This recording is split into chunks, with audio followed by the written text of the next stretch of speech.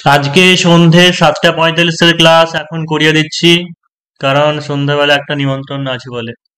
তো এই যেদিনকেই হয়তো সন্ধ্যের ক্লাস সকালবেলা বলি, কিছুজন বলেও দাদা এই সময় করলে ক্লাসের অসুবিধা হয়, আমরা থাকতে পারি না। তো দু একটা দিন এরকম হবে, ঠিক আছে?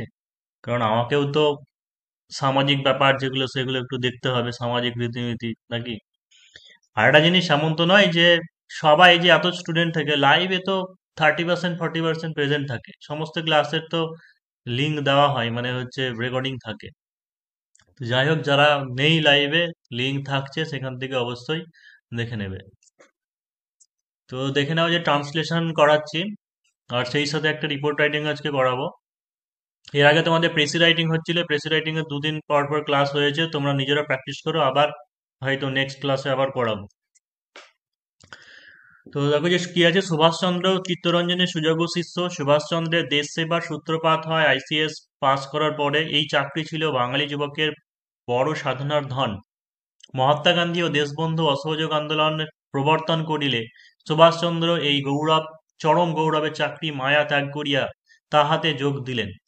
ইহাতেই তাহার মুক্তি সংগ্রামের সূত্রপাত। অর্থাৎ এখানে একটা অনুচ্ছেদ দেওয়া আছে ইন্ডিয়ান ফ্রিডম স্ট্রাগল থেকে, ভারতের স্বাধীনতা সংগ্রামের ইতিহাস থেকে। এবং এইগুলো হচ্ছে প্রিভিয়াস ইয়ারে মিসলেনিয়াস বা ডব্লিউবিসিএস এটা এসেছিল। সাধারণত পিএসসির ক্ষেত্রে বলেছে যে একটু কঠিন থাকে, বিশেষ করে যে বাংলা বা ইংরেজি যে সমস্ত ভোকাবুলারি প্রয়োগ যেগুলো, সেগুলো একটু বেশ স্ট্যান্ডার্ড থাকে পুলিশের তুলনায়। তো দেখে নাও যে কোন কোনগুলো জিনিস, যেমন হচ্ছে, যেমন এই যে সুযোগ্য শিষ্য, সুযোগ্য, তারপরে এই যে গৌরব, চরম গৌরবের চাকরির মায়া, এই সমস্ত জিনিসগুলো শুধুমাত্র বেসিক জিনিস থাকলে, জানা থাকলে হবে না, একটু অ্যাডভান্স লেভেলে শিখতে হবে, মানে করতে হবে। আর একটা স্যার দক্ষিণ হস্ত তো যত লাস্টের রকমের লাইনে যেটা থাকে। হয়, ঠিক আছে, সমস্ত শব্দের মানে, ঠিক আছে, আমি আগে বলে নিই, দিয়ে তারপরে বলবে। এখন মাঝে বললেই সবাই এক একটা এক এক রকম বলবে, দিয়ে ক্লাসে ডিস্টার্ব হবে। তো যত রকমের হয়, যা যা প্রয়োগ করা যায় সবটাই বলছি। যে তারপর হয় যে তিনি দেশবন্ধুর দক্ষিণ হস্ত। আমরা বলি না যে তিনি তো আর রাইট হ্যান্ড ছিল তাই বলি, ঠিক আছে, রাইট হ্যান্ড মানে রাইট হ্যান্ড বলতে পারো, সেটাই রাইট। ডান মানেই দক্ষিণ বলে, ঠিক আছে, দক্ষিণ হস্ত। আর বাম হস্তকে বাম হস্তই বলে। তো সেই জিনিস হিসাবে বলতে পারো, বা মেন লিডার বা সহকারী অ্যাসিস্ট্যান্ট, সে বিভিন্ন ভাবে প্রয়োগ করা যায়। যে যেমন ভাবে দেওয়া ছিল, এই যে এখানে একটা কথা আছে যে সূত্রপাত বা কিছু, দেশ সেবার সূত্রপাত, তুমি কি ওখানে খুঁজে বেড়াবে যে সূত্রপাত ইংরেজি কি রে ভাই? তো খুঁজে বেড়াবে না। তোমাকে সেইভাবে অনুকরণ করে, অর্থাৎ ট্রান্সলেশন মানে হুবহু ওয়ার্ড বাই ওয়ার্ড ট্রান্সলেশন করতে, মানে ট্রান্সলেট করতে হবে না, সেই মানেটাকে, ভাবটাকে তোমাকে রূপান্তর করতে হবে। এবং প্রত্যেকটা সব বাংলার মানে ওয়ার্ডের মানে, মিনিং বা হচ্ছে ভোকাবুলারি সব না, মানে কেউ জানে না। সবাই যারা হয়তো ইংলিশে পিএইচডি করেছে, তাদেরও হয়তো দেখা যাবে যে তাদের হয়তো জানা নেই, হতেই পারে। সেটাকে সেইভাবে লিখতে হবে।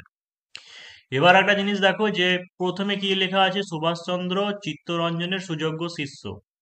অর্থাৎ এখানে কোনো ভার্ব নেই, ক্রিয়াপদ নেই, ক্রিয়াপদ উজ্জ আছে। সেটা কি, যে ছিলেন, সুভাষচন্দ্র বসু চিত্তরঞ্জনের সুযোগ্য শিষ্য ছিলেন। এবার বাংলায় কিন্তু এই ছিলেন কথাটা সবসময় কিন্তু থাকে না। এবার ওই যে পরে সবগুলো দেখো পাস্ট টেন্স, তাই তো, যে সূত্রপাত হওয়ার পরে তারপরে যে বড় সাধনার ধন, তারপরে প্রবর্তন করলে তো মায়া ত্যাগ করিয়া তাতে যোগ দিলেন, এগুলো কিন্তু সব পাস্ট টেন্স। মানে অনেকের মধ্যে কি ব্যাপারটা থাকে, যে শুধুমাত্র ছিলেন, হয়েছিল, করেছিল, এইরকম ছিল লেখা থাকলেই শুধু পাস্ট, সবাই তাই ভাববে। তো সেই জন্য কিন্তু অনেকে দেখছি প্রেজেন্টে করে দিচ্ছ, ঠিক আছে, বা এই যে প্রবর্তন করিলে দিলেন এরকম লেখা আছে বলে অনেকে প্রেজেন্ট পারফেক্ট করছো। তা নয়, এটা সব সিম্পল পাস্টের ঘটনা, ঠিক আছে, অতীতের ঘটনা সব সিম্পল পাস্টে। তো সেইভাবে তোমাকে করতে হবে। তাহলে সুভাষচন্দ্র চিত্তরঞ্জনের সুযোগ্য শিষ্য ছিলেন, ঠিক আছে, তাহলে সুভাষচন্দ্র ছিলেন, সাবজেক্ট কোনটা, সাবজেক্ট হচ্ছে সুভাষচন্দ্র। তাহলে যে সুভাষচন্দ্র ছিলেন মানে হচ্ছে ওয়াজ, ছিলেন। এই যে সুযোগ্য শিষ্য, সুযোগ্যকে মানে কি করতে পারো, বেস্ট, সব থেকে ভালো বা এরকম কিছু বলেনি। সুযোগ্য বলতে এখানে মূল্যবান, মানে প্রিসিয়াস প্রয়োগ করতে পারো, ওয়ার্দি প্রয়োগ করতে পারো, লিখতে পারো, বা এখানে আইডিয়াল, আদর্শ লিখতে পারো। তো যে সুভাষচন্দ্র ওয়াজ দ্য প্রিসিয়াস, বা হচ্ছে আইডিয়াল করতে পারো, যে প্রিসিয়াস শিষ্যকে কি বলা হয়, ডিসিপল, DISCIPLE। তাহলে হচ্ছে was the precious disciple of Chittaranjan, of Chittaranjan. তার মানে চিত্তরঞ্জনের সুযোগ্য বা হচ্ছে সব থেকে প্রিয় বা মূল্যবান হচ্ছে শিষ্য ছিলেন। পরের বাক্য দেওয়া আছে যে সুভাষচন্দ্র দেশ সেবার সূত্রপাত হয় আইসিএস পাস করার পরে। ঠিক আছে, সূত্রপাত আমার দেখা দরকার নেই। ঠিক আছে, সূত্রপাত মানে শুরু বলতে চাইছে যে আইসিএস পাস মানে আইসিআই পাস আগে তিনি করেছিলেন, যে আইসিআই পাস করার পরে তিনি যে দেশ সেবা সেটা শুরু করেছিলেন। এইভাবে আমি সাজিয়ে নেব, একই অর্থ একই থাকলেই হবে, যে সুভাষচন্দ্র বসু আইসিএস পাস করেছিলেন, তারপর আইসিএস পাস করার পরে তিনি দেশ সেবা শুরু করেছিলেন। তাহলে আরেকটা জিনিস দেখো, পাস্টের মধ্যে দুটো কোইন্সিডেন্ট মানে পরপর দুটো পরপর ঘটনা পর্যায়ক্রমিক ভাবে, সেই ক্ষেত্রে আমরা কি করি যে একটা করি পাস্ট পারফেক্ট, মানে যেটা আগে ঘটে সেটাকে করি আমরা পাস্ট পারফেক্ট, আর পরে যেটা হয় সেটাকে করি আমরা পাস্ট ইনডিফিনাইট।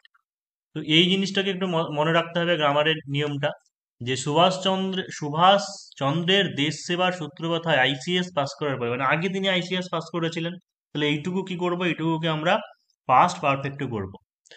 তাহলে আফটার এরকম সেন্টেন্স যখন আমি টিন্স তৈরি করি তখন কিন্তু অনেকবার বলেছিলাম যে যেমন কমন কিছু থাকে, যে রোগী ডাক্তার আসার আগে রোগী মারা গিয়েছিল, বা সূর্যাস্তের আগে আমরা বাড়ি ফিরেছিলাম, বা সূর্যাস্তের পরে আমরা বাড়ি ফিরেছিলাম, এরকম ধরনের ঘটনা সেই রকম।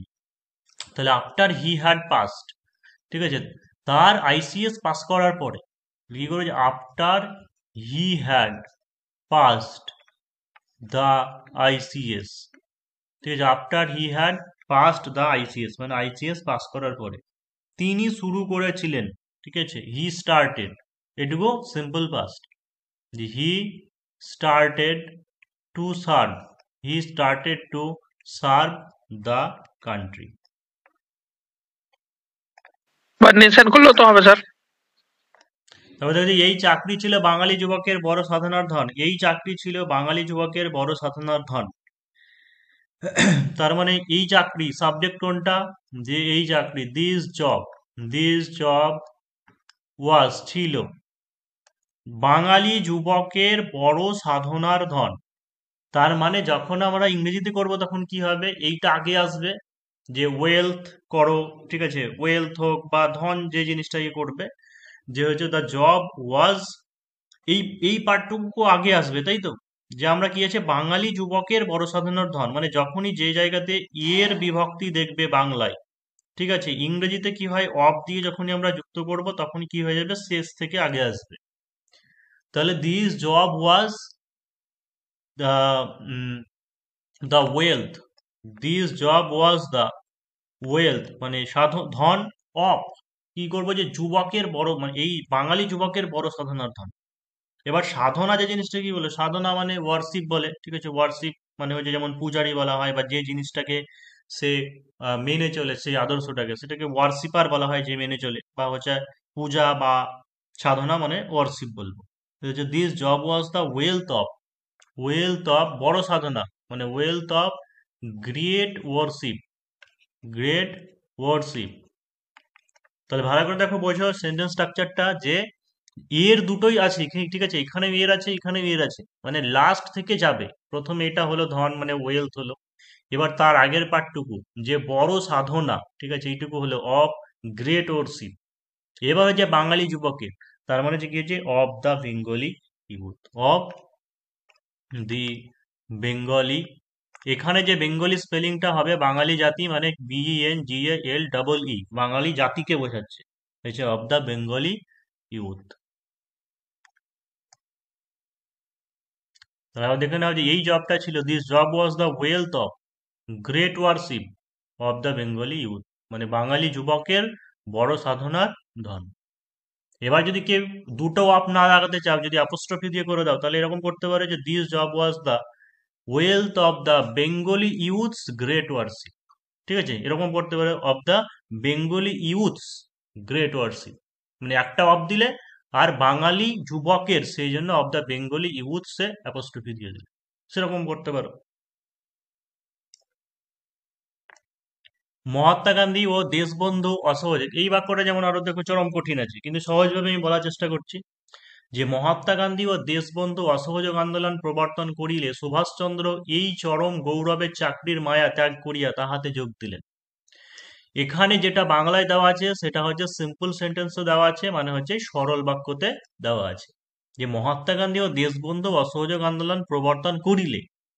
আমরা ওরকম করবো না, আমরা এরকম ভাবে করবো যে যখন মহাত্মা গান্ধী ও দেশবন্ধু অসহযোগ আন্দোলন প্রবর্তন করেছিলেন তখন সুভাষচন্দ্র বসু চরম গৌরবের চাকরির মায়া ত্যাগ করে তাতে যোগ দিয়েছিলেন। অর্থাৎ আমাকে একবার সিম্পল করতেই হবে, কিন্তু একবার সিম্পল সেন্টেন্সে অর্থাৎ পার্টিসিপেল করে করতে হবে, কিন্তু যতটা ভেঙে করা যায় সেইভাবে করছি। মানে জানবে যে সিম্পল সেন্টেন্স গঠন করাই বেশি কঠিন, কমপ্লেক্স সেন্টেন্স তৈরি করাই বেশি সহজ। তাহলে যখন মহাত্মা গান্ধী এবং দেশবন্ধু শুরু করেছিলেন, তাহলে কি করব, when when. Mahatma Gandhi, MAHATMA, Mahatma Gandhi. And দেখো এইখানে আমরা দেশবন্ধু চিত্তরঞ্জন দাস জানি যে দেশবন্ধু তার টাইটেল ছিল, মানে তো উপাধি ছিল, কিন্তু সেইভাবে আমরা এখানে করব না। এখানে ট্রান্সলেশন মানে নাম, দেশবন্ধুকে দেশবন্ধু নাম হিসাবে লিখবো, ঠিক আছে, যে দেশবন্ধু নাম, সেই কারণে জন্য স্পেলিং বানান করেই লিখবে যে হোয়েন মহাত্মা গান্ধী অ্যান্ড দেশবন্ধু, দেশবন্ধু অসহযোগ আন্দোলন প্রবর্তন করেছিলেন। ঠিক আছে, প্রবর্তন এখানে স্টার্টেড করতে পারো, বা স্টার্টেড না দিয়ে একটা ইন্ট্রোডিউস। ঠিক আছে, আমরা কোনো কারো কাছে যখন কোনো নাম পরিচয় দিয়ে ইন্ট্রোডিউস করা বলে, বা কোনো কিছু আহ, সূত্রপাত শুরু করা, সেটাকে ইন্ট্রোডিউস বলা হয়। তো এই যে ইন্ট্রোডিউস বলতে পারি যে দেশবন্ধু ইন্ট্রোডিউসড ইন্ট্রোডিউসড অসহযোগ আন্দোলন। ঠিক আছে, এবার এইটা ধরো অসহযোগের যে ব্যাপারটা, যে কি ইংলিশ টার্ম যদি না মনে থাকে, তো ইনভার্টেড কমা দিয়ে অসহযোগ এরকম লিখে দিতে পারো। ঠিক আছে, সেই ক্ষেত্রে অবশ্যই একটু কাটতে পারে নাম্বার, কিন্তু যে কোনো জিনিসের হয়তো তুমি বুঝতে পারছো না ব্যাপারটা, তো সেই ক্ষেত্রে এরকম ভাবে বাংলায় বানান করে সিঙ্গেল ইনভার্টেড কমা দিয়ে দেবে। যদি এরকম কেস হয়, সেটা একটা দুটোর ক্ষেত্রে করবে, অর্থাৎ সেন্টেন্সের স্ট্রাকচারটাকে ঠিক রাখার জন্য। বাকি টিচারের উপর ছেড়ে দিতে হবে কি করবে। তো অসহযোগ মানে কি, নন কোঅপারেশন মানে সাহায্য না করা, অসহযোগ মানে সহযোগিতা না করা, সাহায্য যে সহযোগিতা না করা, তার মানে নন কোঅপারেশন বলে। তাই ইন্ট্রোডিউস নন, এটা যেহেতু একটা মুভমেন্ট তাই ফার্স্টে ক্যাপিটাল দেবে, যে নন কোঅপারেশন, কোঅপারেশন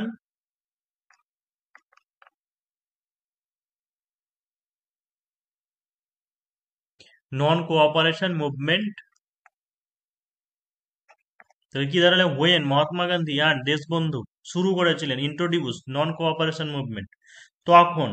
এর আগের দিনকে যেমন একজন বলছিল স্যার দেন দিলে ভালো হতো না, তো ইংরেজিতে দেন দেয় না, ঠিক আছে, মানে কমা দিলে পরেই হয়, যখন তখন যেহেতু সেহেতু অ্যাজ দিয়ে যদি আমরা করি, তো ওখানে শুধু কমা দিয়ে দিলেই হয়, আর দেন তোমাকে দিতে হবে। তাহলে when Mahatma Gandhi and Deshbandhu introduced non cooperation movement, তখন কে ছিল, সুভাষচন্দ্র বসু। এই দেখো, এই তাহাতে যোগ দিয়েছিলেন, এইটুকুকে আমি আগে করছি। ঠিক আছে, যে তাহাতে যোগ দিয়েছিলেন ওইটুকুকে আমি আগে করছি। আর এই পার্ট যেটুকু দেওয়া আছে, যে গৌরবের চাকরি মায়া ত্যাগ করিয়া, মানে এটা হচ্ছে নন ফাইনাইট ভার্ব আছে, মানে অসমাপিকা ক্রিয়া আছে, সেইটাকে আমি কি করব, পার্টিসিপেল করব। তাহলে when Mahatma Gandhi and Deshbandhu introduce non cooperation movement, তখন সুভাষচন্দ্র সুভাষচন্দ্র যোগ দিয়েছিলেন, মানে জয়েন্ট। ঠিক আছে, মেন ভার্ব যেটা আছে যে যোগ দিয়েছিলেন সেটাকে আগে করছি, যে সুভাষচন্দ্র জয়েন্ট দ্য মুভমেন্ট। ঠিক আছে, জয়েন্ট দ্য মুভমেন্ট বা জয়েন্ট দ্যাট মুভমেন্ট, চাকরির মায়া ত্যাগ করিয়া, লিভ মানে হচ্ছে ত্যাগ করিয়া, এখানে কি করব আমি, পার্টিসিপল করব, অর্থাৎ হচ্ছে লিভিং।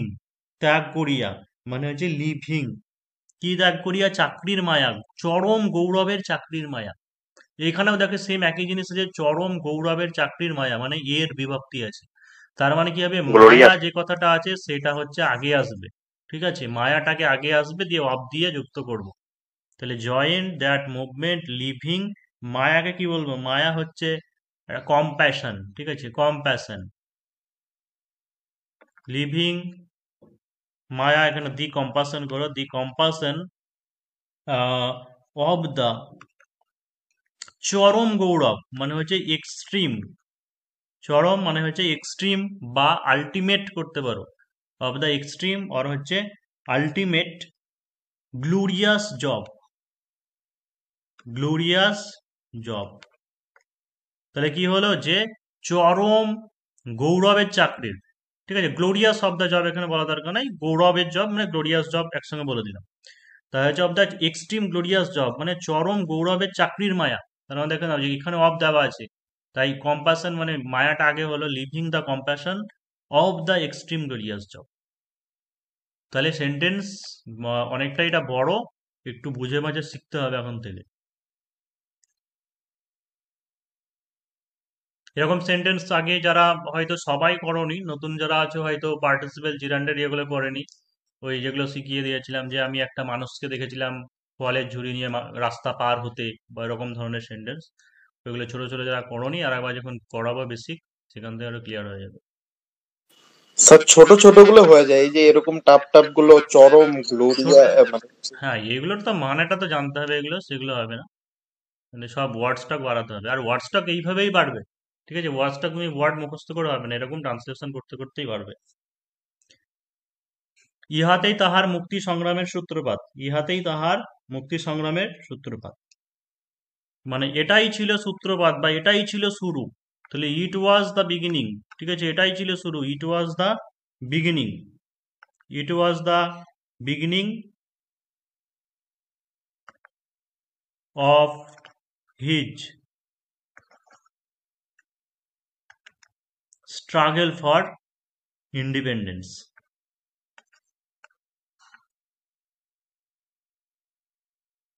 বা স্ট্রাগল ফর ফ্রিডম।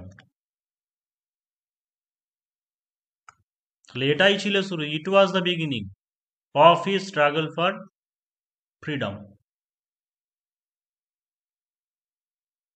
তারপর হইতে তিনি দেশবন্ধুর দক্ষিণ হস্তরূপে সকল নেতৃত্ব, সকল আন্দোলনে নেতৃত্ব করিয়াছিলেন।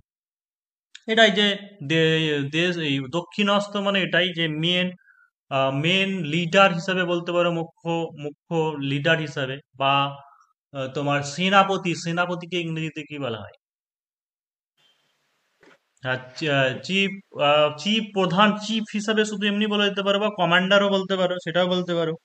বা এখন দেখো রাইট হ্যান্ড মানে এখন যে কথাটা ব্যবহার করা হয়, মানে আগেকার দিনে এরকম একটা আলোচনা করছিলাম যে গুরু, যেমন হচ্ছে গুরু, আগেকার দিনে কি হতো, যারা সত্যি করেই এই গুরু সত্যি করে যারা পাঠ শিক্ষাদান করতো মানে অরণ্যে জঙ্গলে, তাদেরকেই গুরু বলা হতো, ভালো অর্থেই বলা হতো। কিন্তু এখন বর্তমানে মানে পরিভাষাটা পরিবর্তন হয়ে গেছে, অন্তর্নিহিত মানেটা, গুরু আমরা তাচ্ছিল্য অর্থে ব্যবহার করি, এই গুরু চলো, বা হচ্ছে যারা ভিলেন গুন্ডা, ঠিক আছে, মাওয়ালি, এদের ক্ষেত্রে ব্যবহার করা হয়, কিন্তু আসলে তো গুরু কথাটা ভালোই। তো সেই রকমই রাইট হ্যান্ড কথাটা এমন হয়ে গেছে যে নেতা মন্ত্রী যারা ওই রকম টাইপের হয়, ঠিক আছে, চেঞ্জ হয়ে গেছে, সেরকম রাইট হ্যান্ড বলে। কিন্তু খারাপ তো কিছু কথা নাই, রাইট হ্যান্ড মানে সেটাই, ঠিক আছে, যে যার মেন প্রধান মানে সেনাপতি, সেটাকেই বলা হয়। তো রাইট হ্যান্ড ইউজ করতে পারে, কোনো অসুবিধা নেই। যে আফটার দ্যাট, তারপর, আফটার দ্যাট, এই যে তারপর হইতে লেখা আছে, তার মানে আবার অনেকে কি আছে হইতে থেকেছে মানে ফ্রম, তো বলে এই জিনিস মাথায় সবসময় আমাদের ঘুরপাক খায়, তা নয়, বাংলা ইংরেজি ওইরকম জিনিস আলাদা। আফটার দ্যাট করো, তারপর থেকে মানে তারপরে, আফটার দ্যাট তিনি সকল নেতৃত্ব দিয়েছিলেন, তিনি সকল নেতৃত্ব দিয়েছিলেন। আগে এটুকু করছি, মানে gave he gave leadership, he gave leadership সকল আন্দোলনে, in all the movements, in all the movements, হিসাবে তার মানে কি হয়েছে, as a right hand of Deshbandhu, বা as a commander of Deshbandhu, বা এই মুহূর্তে আর ঠিক মনে পড়ছে না, আর একটাও মানে সেনাপতি বা এরকম সেনাপতির একটা ভালো ওয়ার্ড আছে কিছু। তো এই ছিল, আর একটা আজকে তোমাদেরকে যেটা এখন দেখিয়ে দিচ্ছি সেটা হচ্ছে আহ কন্যা ভ্রূণ হত্যা ভারতীয় সমাজের কলঙ্ক।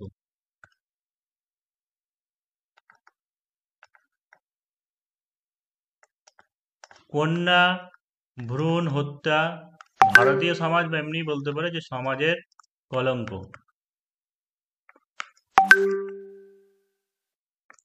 এইরকম ধরনের টপিক সমস্ত পরীক্ষার বাংলাতে আসার সম্ভাবনা বেশি, ঠিক আছে, ইংরেজিতে সম্ভাবনা কম, তবে মিসলেনিয়াস হয়তো দিলেও দিতে পারে। বা এই টপিকটা বেশিরভাগ ক্ষেত্রে মিসলেনিয়াসই বেশি দেয়, কারণ মিসলেনিয়াস এমন একটা যে পরীক্ষাটা ওরা হয়তো দেশের সামাজিক যে পরিস্থিতি, সামাজিক যে সমস্যা, ঠিক আছে, সেই সমস্ত জিনিসগুলো একটু বেশি ফোকাস করে, কারণ ওই রকম ধরনের বিভিন্ন ধরো প্রজেক্টস কি বা স্কিম বা সরকারের বিভিন্ন স্কিম এই সমস্ত জিনিস নিয়েও কাজ করে।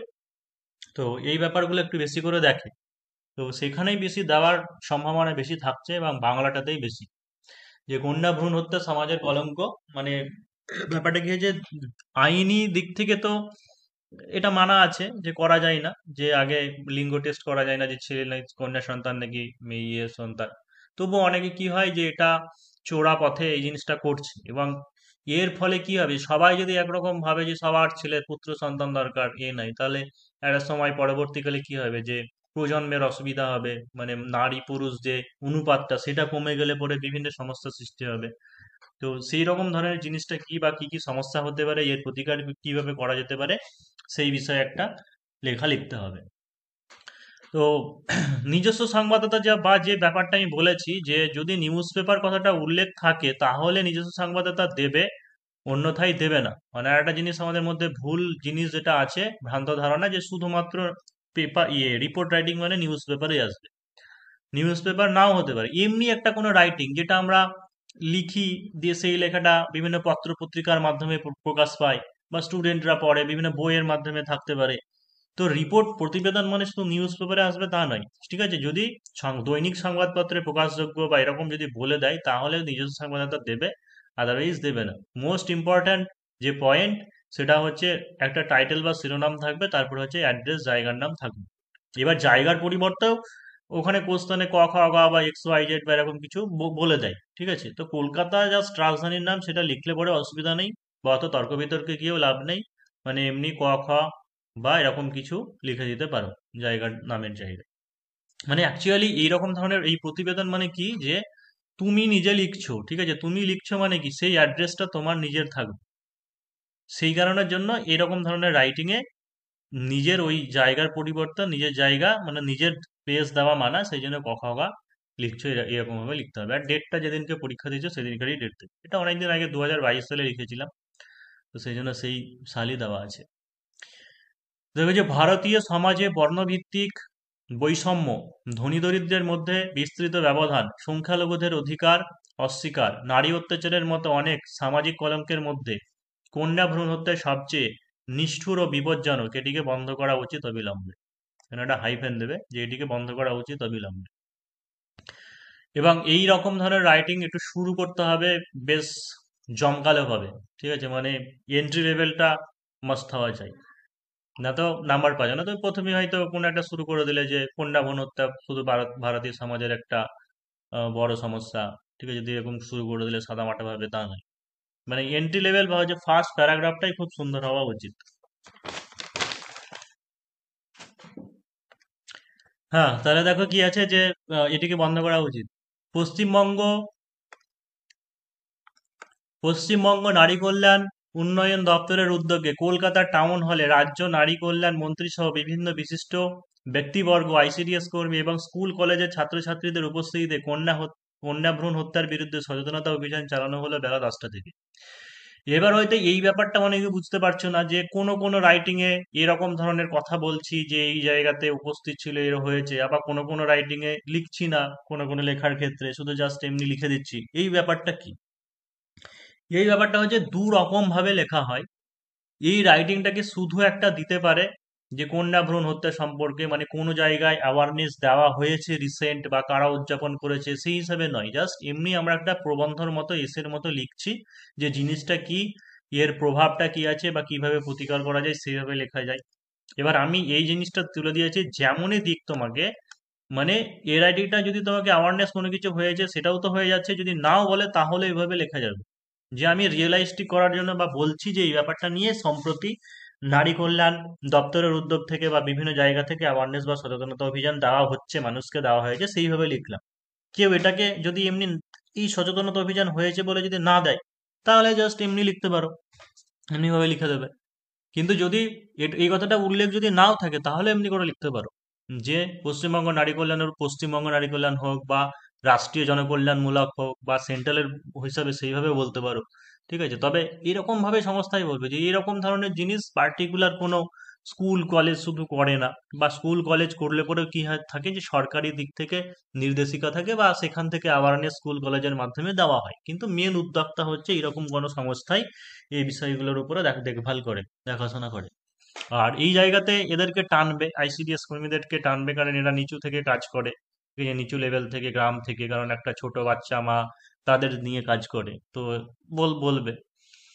আর একটা জিনিস, এসআইয়ের আগে একটা খসড়া প্রতিবেদন বলে থাকতো, মানে ঠিক আছে, খসড়া প্রতিবেদন যেখানে এরকম পয়েন্ট দেওয়া হতো, এখন বর্তমানে সেইগুলো মানে সেরকম পয়েন্ট দিচ্ছে না, যে উপস্থিত বক্তাদের বক্তব্য, তারপরে হচ্ছে কোন কোন ব্যক্তি কারা অনুষ্ঠান ছিল, মানে অর্গানাইজার কারা, এরকম ধরনের পয়েন্ট দিয়ে দিত, বা এখনো দিয়ে দিতে পারে। তো সেই জন্যই লিখেছি যে কোন সংস্থা করেছে, কারা উপস্থিত ছিল, ঠিক আছে, এবং মেন বক্তব্য কি, সেইগুলো সবই আমরা লিখব। তো বিরুদ্ধে সচেতনতা অভিযান চালানো হলে বেলা 10টা থেকে। এবার পরের প্যারাগ্রাফটা কি লিখছি, যে প্রাচীনকাল থেকে ভারতীয় সমাজের মহিলারা তাদের পরিবার ও সমাজের জন্য প্রাচীনকাল থেকে ভারতীয় সমাজের মহিলারা তাদের পরিবার ও সমাজের জন্য অভিশাপ বলে বিবেচিত হয় এখন। পুত্র সন্তান হলে বার্ধক্য জীবনে অবলম্বন পাবে, এই কুসংস্কারে 1990-এর দশকে আল্ট্রাসাউন্ড আবিষ্কার থেকে গর্ভাশয়ের লিঙ্গ নির্ণয় জেনে কন্যা ভ্রূণ হত্যার প্রক্রিয়া চলে আসছে। এটা খুব বেশি দিনেরও নয়, যে 1990 সাল, মানে যখন আল্ট্রাসাউন্ড বা এই জিনিসটা হয়, সেখান থেকে আর কি জেনে, গর্ভাশয় লিঙ্গ জেনে এই প্রক্রিয়া চলে আসছে। এবং একটাই জিনিস কি, সেটা হচ্ছে বেশিরভাগ ক্ষেত্রে ভারতের যেটা কালচার আছে, মেয়েরা বিয়ে হয়ে শ্বশুরবাড়ি চলে যায়। তো যাদের শুধু মেয়ে থাকছে, তারা ভাবছে যে আমাদেরকে বুড়ো বুড়ি হয়ে গেলে তখন তারপরে বার্ধক্য জীবনে কে দেখবে। তো এটাই একটা, যে পুত্র সন্তান ওটাই অবলম্বন একটা পাবে, সেই জিনিসটা তাহলে ছেলেই নেব। তো চলে আসছে ভ্রূণ নির্ণয় দণ্ডনীয় অপরাধ, এবং আইনি ব্যবস্থা থাকলে গোপনে এই প্রক্রিয়া চলছে। তো মাননীয় সভাপতি মহাশয়ের মতে এই সামাজিক কুফল নির্মূল করার একমাত্র সমাধান হলো আন্দোলন, নারী পুরুষ সমান অধিকার, ভ্রূণ হত্যাকারীদের ভোটাধিকার ভর্তুকি বা অন্যান্য সরকারি সুযোগ সুবিধা বাতিল করা, এবং এই কুচক্রের সঙ্গে জড়িত চিকিৎসকদের বিরুদ্ধে যথাযথ ব্যবস্থা নেওয়া। বিশিষ্ট সমাজসেবিকা কমহার্সের মতে এই জঘন্য প্রথার অবলুপ্তি না ঘটলে ভবিষ্যৎ প্রজন্মকে টিকিয়ে রাখা যাবে না। বৈবাহিক সম্পর্ক স্থাপন, যৌন চাহিদা, ধর্ষণের প্রবণতা হ্রাস ইত্যাদি জন্য এই জঘন্য প্রথার অবলুপ্তি দরকার, এবং এই ব্যাপারে প্রকৃত শিক্ষা, সচেতনতা, কুসংস্কার মুক্ত হওয়া দরকার।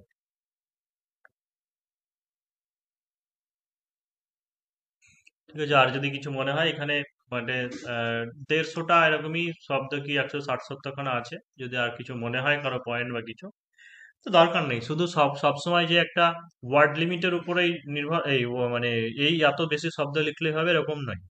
সব থেকে বেশি পয়েন্ট অ্যাড করা, মানে যেটা আমি কারণ বা কুপ্রভাব যে জিনিসটা দেখাচ্ছি সেটাকে পারছি কিনা লিখতে।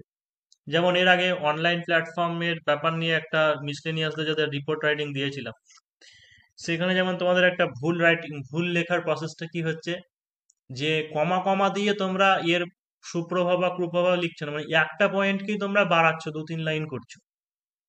তো এই লেখার জিনিসগুলো যেমন ভুল হচ্ছে, যে হয়তো সোশ্যাল মিডিয়া বা অনলাইন প্ল্যাটফর্মের মধ্যে আমাদের টাইম সেভ হচ্ছে, তারপরে বিভিন্ন কাজ করে নিতে পারছি তাড়াতাড়ি, মানুষ উপার্জন করতে পারছে, মানে উপার্জনের রাস্তা, এগুলো কমা কমা দিয়ে লিখছো না, মানে একটা লাইনে লিখছো, এটার মধ্যে আমাদের খুব সহজে হচ্ছে, বাইরে যেতে হচ্ছে না, এটার মাধ্যমে, ঠিক আছে, যে আহ, মানুষ উপার্জন করতে পারছে, এরকম ভাবে আলাদা আলাদা সেন্টেন্স বানাচ্ছে, তার ফলে কি হচ্ছে, প্রচুর ওয়ার্ড লিমিট বেড়ে যাচ্ছে, অথচ পয়েন্ট বেশি দিতে পারছে না। তো এই জিনিসটাকে আমি শিখিয়েও, মানে বলে দেওয়ার চেষ্টা করেছি, তা অনেকে এখনো ব্যাপারটাকে ক্যাচিং করতে পারছে না। তো আগে সেই জন্য ভালো করে পড়ো সমস্ত রাইটিং গুলো, দিয়ে দেখো নিজে লিখবে।